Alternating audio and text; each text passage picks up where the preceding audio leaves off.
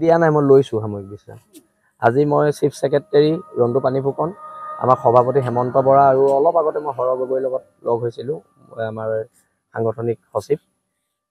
মই প্ৰকৃততে ভাগৰুৱা, মোৰ অকণমান সৰু এটা অস্ত্ৰোপচাৰ কৰাবলগীয়া আছে, কিন্তু অস্ত্ৰোপচাৰটো যিটো হ'ব এইটো ডক্টৰে মানে সদায় সময় দিব নোৱাৰে, এইটো কাইলৈ পাতিব লাগিব কেতিয়া সময় দিব পাৰিব। আৰু মোৰ ভণ্টি ডুবাইত থাকে, তাই কাইলৈ পাবহি, তাই কাইলৈ অসম পাবহি।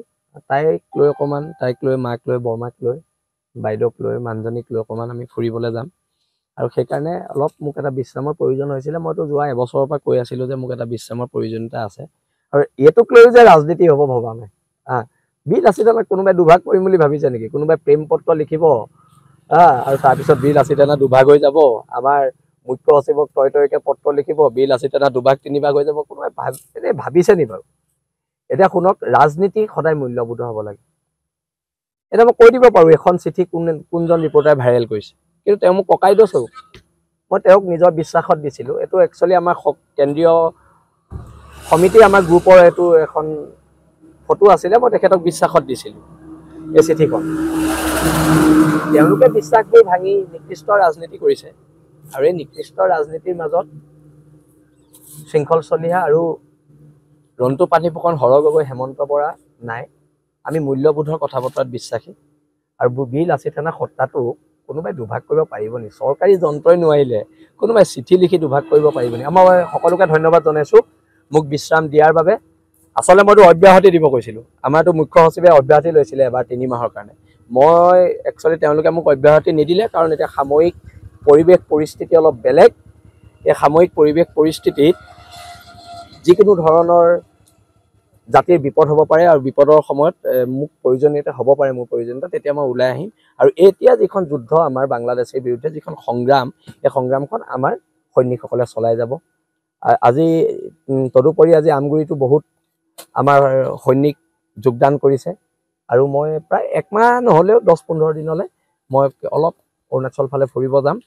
মোৰ ভণ্টি আহি আছে কাইলৈ, আৰু তাৰপিছত মই আকৌ বীৰ লাচিত সেনাৰ মঞ্চত আমি কেন্দ্ৰীয় সমিতিৰ লগত আলোচনা কৰি মোৰ বিশ্ৰামৰ যিটো 1 মাহৰ কথা মই কৈছোঁ, মই আচলতে 2 মাহ বিচাৰিছিলোঁ, মোক তথাপিতো 2 মাহ নিদিলে, 1 মাহ দিছে।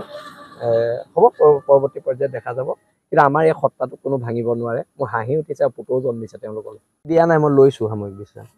আজি মই চিফ ছেক্ৰেটাৰী ৰণ্টু পানী ফুকন, আমাৰ সভাপতি হেমন্ত বৰা আৰু অলপ আগতে মই হৰ গগৈৰ লগত লগ হৈছিলোঁ, আমাৰ সাংগঠনিক সচিব। মই প্ৰকৃততে ভাগৰুৱা, মোৰ অকণমান সৰু এটা অস্ত্ৰোপচাৰ কৰাবলগীয়া আছে, কিন্তু অস্ত্ৰোপচাৰটো যিটো হ'ব এইটো ডক্টৰে মানে সদায় সময় দিব নোৱাৰে, এইটো কাইলৈ পাতিব লাগিব কেতিয়া সময় দিব পাৰিব। আৰু মোৰ ভণ্টি ডুবাইত থাকে, তাই কাইলৈ পাবহি, তাই কাইলৈ অসম পাবহি। তাইক লৈ অকণমান, তাইক লৈ মাক লৈ বৰমাক লৈ বাইদেউক লৈ মানুহজনীক লৈ অকণমান আমি ফুৰিবলৈ যাম। আৰু সেইকাৰণে অলপ মোক এটা বিশ্ৰামৰ প্ৰয়োজন হৈছিলে। মইতো যোৱা এবছৰৰ পৰা কৈ আছিলোঁ যে মোক এটা বিশ্ৰামৰ প্ৰয়োজনীয়তা আছে, আৰু এইটোক লৈও যে ৰাজনীতি হ'ব ভবা নাই। বীৰ লাচিত কোনোবাই দুভাগ কৰিম বুলি ভাবিছে নেকি? কোনোবাই প্ৰেম পত্ৰ লিখিব আৰু তাৰপিছত বীৰ লাচিত দুভাগ হৈ যাব। আমাৰ মুখ্য সচিবক তয়কে পত্ৰ লিখিব, বীৰ লাচিত দুভাগ তিনিভাগ হৈ যাব। কোনোবাই এনেই ভাবিছে নি বাৰু? এতিয়া শুনক, ৰাজনীতি সদায় মূল্যবোধ হ'ব লাগে। এতিয়া মই কৈ দিব পাৰোঁ এখন চিঠি কোনজন ৰিপৰ্টাৰে ভাইৰেল কৰিছে, কিন্তু তেওঁ মোক ককাইদেউ স্বৰূপ, মই তেওঁক নিজৰ বিশ্বাসত দিছিলোঁ। এইটো একচুৱেলি আমাৰ কেন্দ্ৰীয় সমিতি, আমাৰ গ্ৰুপৰ এইটো এখন ফটো আছিলে, মই তেখেতক বিশ্বাসত দিছিলোঁ এই চিঠিখন।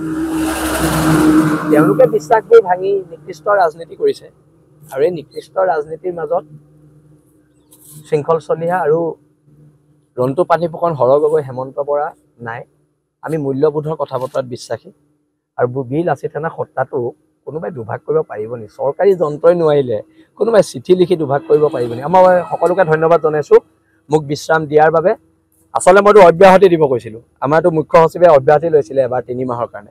মই একচুৱেলি তেওঁলোকে মোক অব্যাহতি নিদিলে, কাৰণ এতিয়া সাময়িক পৰিৱেশ পৰিস্থিতি অলপ বেলেগ। এই সাময়িক পৰিৱেশ পৰিস্থিতিত যিকোনো ধৰণৰ জাতিৰ বিপদ হ'ব পাৰে, আৰু বিপদৰ সময়ত মোক প্ৰয়োজনীয়তা হ'ব পাৰে, মোৰ প্ৰয়োজনীয়তা, তেতিয়া মই ওলাই আহিম।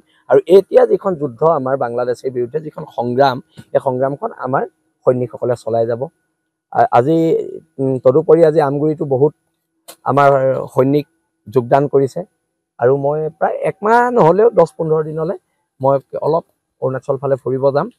মোৰ ভণ্টি আহি আছে কাইলৈ, আৰু তাৰপিছত মই আকৌ বীৰ লাচিত সেনাৰ মঞ্চত আমি কেন্দ্ৰীয় সমিতিৰ লগত আলোচনা কৰি মোৰ বিশ্ৰামৰ যিটো 1 মাহৰ কথা মই কৈছোঁ, মই আচলতে 2 মাহ বিচাৰিছিলোঁ, মোক তথাপিতো 2 মাহ নিদিলে, 1 মাহ দিছে।